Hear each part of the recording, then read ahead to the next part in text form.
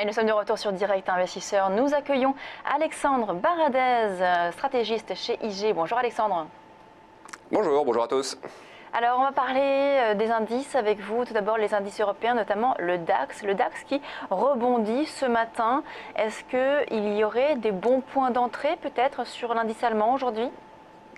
Alors à la baisse peut-être, le sentiment qui prédomine si vous voulez, aussi bien sur les marchés européens que sur les marchés américains, et même si effectivement depuis quelques heures le marché donne une tonalité un peu contraire, le sentiment c'est qu'il est en train de dicter des codes qui ne seront pas ceux que l'on verra dans les jours qui viennent. Je m'explique, je pense qu'on est dans une tendance qui n'est pas forcément la bonne depuis, enfin même si le marché a toujours raison, la question n'est pas là, mais le rebond qu'on observe sur le marché par rapport au climat actuel, post-BCE, post-Fed, post-élection en Espagne, post-prix du pétrole toujours très peu cher, et donc on est toujours dans ce contexte-là, et post-statut S, on l'a vu hier, comme PIB qui était tout juste en ligne avec le consensus, on n'est pas, je pense, dans un environnement qui favorise, ou qui est à même de favoriser, une extension du rebond dans les jours qui viennent. Donc je garde un billet sur les indices européens et sur les indices américains surtout, toujours pour l'instant légèrement correctif. Je pense pas en revanche qu'on soit dans des phases de grosses poussées, si vous voulez, qui nous transforment dans un bear market, mais j'ai le sentiment que ce rebond qu'on observe sur le DAX notamment, n'est pas là pour durer. Donc je pense que l'on devrait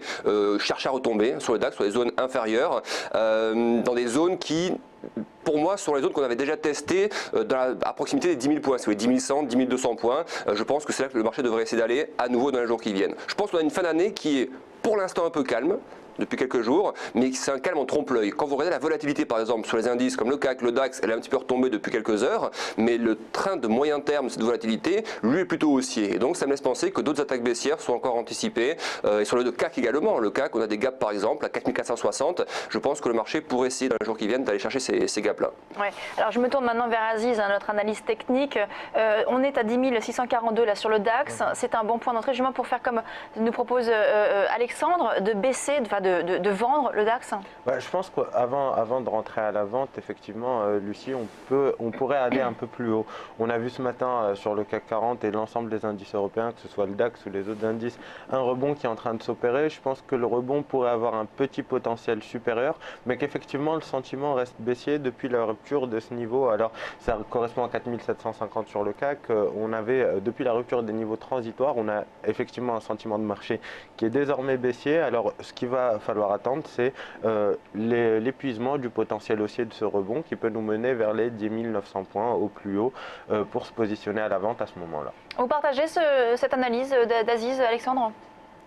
Oui, je la partage d'autant plus que c'est vrai que généralement quand on est dans le market live, pour ceux qui nous écoutent de cette session en direct, la stratégie qu'on adopte c'est toujours une stratégie de momentum, c'est-à-dire qu'effectivement on cherche les ruptures de support quand on arrive sur les supports, on ne cherche pas effectivement à shorter les contre-tendances, donc effectivement je suis plutôt favorable à essayer de trouver un point d'entrée quand le marché commencera à rebaisser un petit peu, sur un Fibonacci par exemple, il y a des bonnes zones d'entrée sur les Fibonacci, où là effectivement on peut chercher les cassures. Mais ce qui me fait dire, si vous voulez, la période est un peu délicate pour l'analyse, parce que c'est une fin d'année, c'est une période de transition, on peut penser que la période pourrait être calme sur les marchés, et encore une fois j'ai vraiment ce sentiment intime que c'est un faux calme, si vous voulez. C'est une période de transition qui ne sera pas aussi tranquille que les autres années. Déjà le mois de décembre en lui-même, on le voit bien sur le DAX ou sur le CAC, il faut monter très nombreuses années en arrière pour trouver un mois de décembre aussi mauvais sur les indices.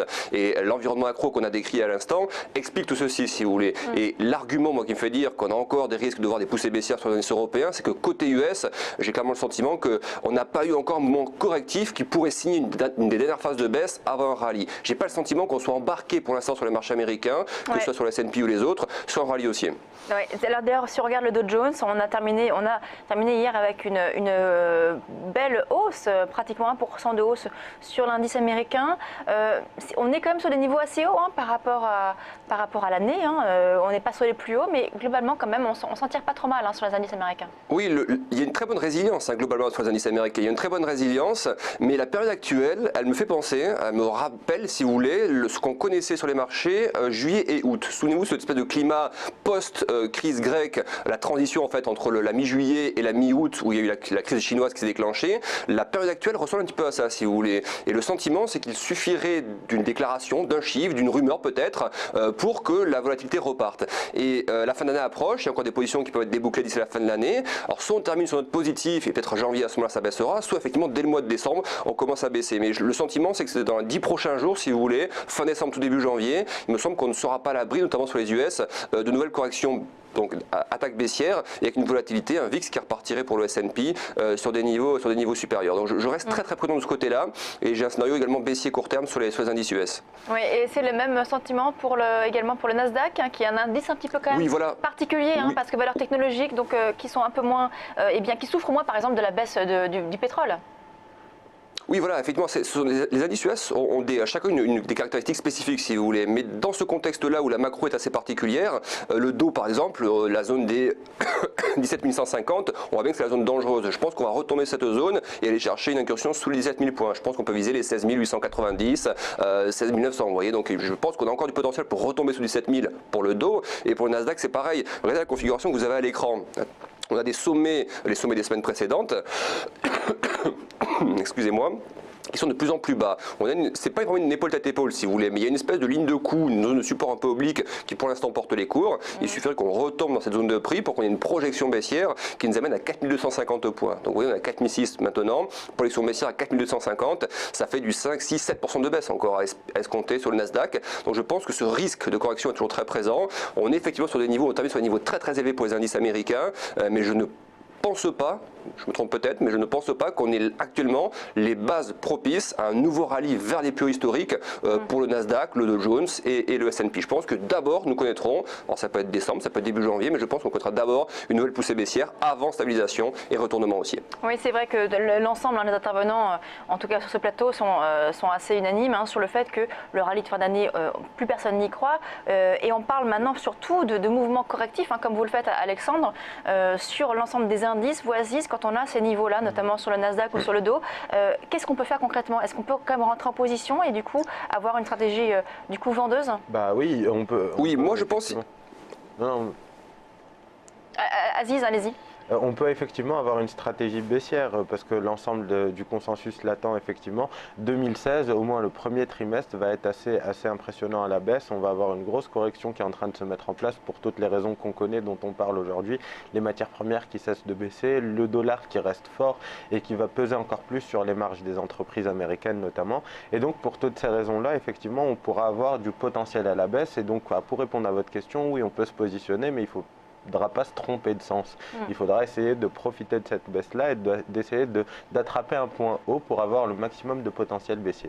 Alexandre, sur ces indices américains, sur les niveaux sur lesquels on est actuellement, que ce soit le Nasdaq ou le Dow Jones, on est sur des bons points d'entrée pour justement avoir ces stratégies à la vente, ou au contraire, il faudrait attendre un rebond supplémentaire? Alors, il y a deux façons de voir les choses si vous voulez. Pour moi, je considère que tant qu'on est sous les tops récents, si vous avez encore le Nasdaq à l'écran par exemple, on voit bien les tops où ils sont. Ces trois tops un peu dégressifs qui nous ont amené à cette grosse correction et rebond maintenant.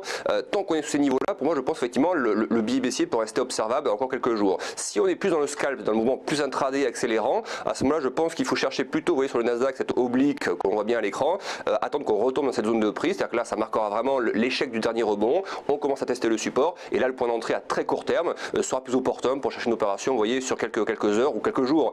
Donc ça dépend comment on peut se positionner, si on est prêt à mettre des stops plus loin ou plus proches, mais si on est vraiment dans le scalp et dans l'approche accélérante de momentum, à ce moment-là, mieux vaut attendre qu'on retombe cette zone oblique et là on va chercher la cassure immédiate et donc l'accélération de 200-300 points à la baisse. Ouais.